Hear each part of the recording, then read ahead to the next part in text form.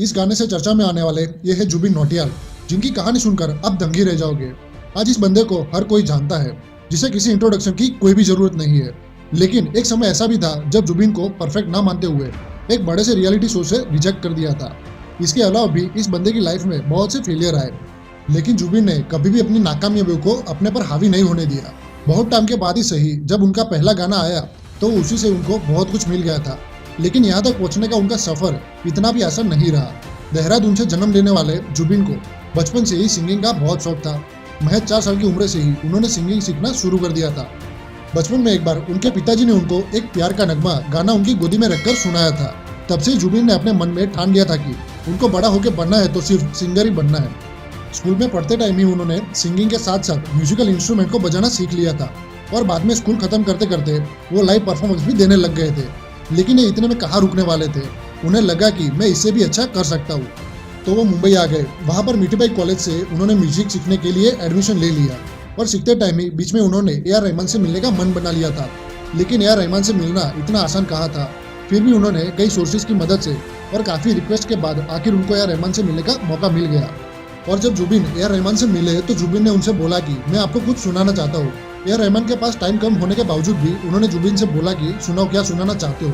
जुबिन ने फिर ए.आर. रहमान को एक गाना सुनाया और पूछा कि मैं कैसा गाता हूँ सर।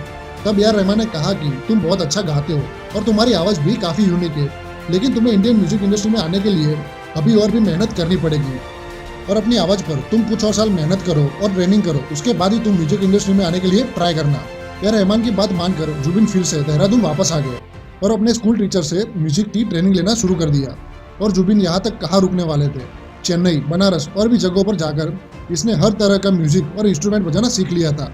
और फिर 4 साल म्यूजिक में कड़ी मेहनत करने के बाद वो फिर से अपने सपनों को लेकर सपनों के शहर मुंबई में वापस आ गए, जहाँ पर उन्होंने आते ही एक्स फैक्टर जैसे बड़े रियलिटी शो में ऑडिशन दिया, ये कॉन्फिडेंस के साथ ही कि मैं टॉप 8 में आ ही जाऊंगा।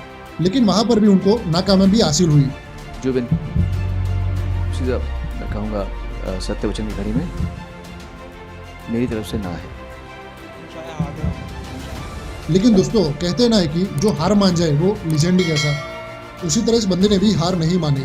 एक्स फैक्टर के रिजेक्शन के बाद जुबिन ने काम की तलाश में मुंबई में कई और म्यूजिक स्टूडियो के चक्कर काटने लगे कि कहीं कोई उनकी आवाज़ सुन ले और कहीं गाने का मौका दे दे। लेकिन वो एक्स फैक्टर में आए थे, इसलिए उन्हें बहुत से लोग जानने लग गए थे जो म्यूजिक लाइन से जुड़े हुए थे। वही एक बार किसी स्टूडियो में गए और गाने का ऑडिशन दे रहे थे। तभी अक्षय कुमार ने उनका गाना सुना और कहा कि मेरे नेक्स्ट एल्बम सॉन्ग में इसी की आवाज़ में मुझे गाना चाहिए।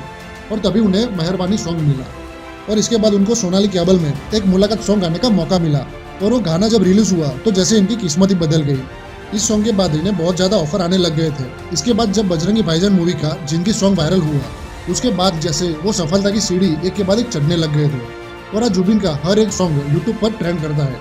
अब बात करें जुबिन के गाए हुए गानों की, तो तुम ही आना, तारों के शहर, बेवफा तेरा मासूम चेहरा, मेरी आशिकी और भी कई हिट सॉन्ग जुबिन ने गाए हैं। आज जुबिन जिस मुकाम पर है उसमें उनकी टैलेंट से ज़्यादा उनकी मेहनत है। जुबिन अपने संघर्ष के दिनों को याद करते हुए कहते हैं कि वो मेरे लिए संघर्ष नहीं बल्कि वो मेरी एक खूबसूरत जर्नी थी। दोस्तों, ये जरूरी नहीं कि आज तुम क्या हो, ये जरूरी नहीं कि आज तुमने हासिल क्या किया। बस जरूरी है तो इतना ही कि तुम अपने सपनों के लिए क्या कर सकते हो और किस हद तक जा सकते हो।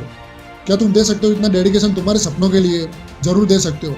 बस प्यार करो अपने उन सपनों से और तब तक ना रुको जब तक कि वो सपना हकीकत ना बन जाए।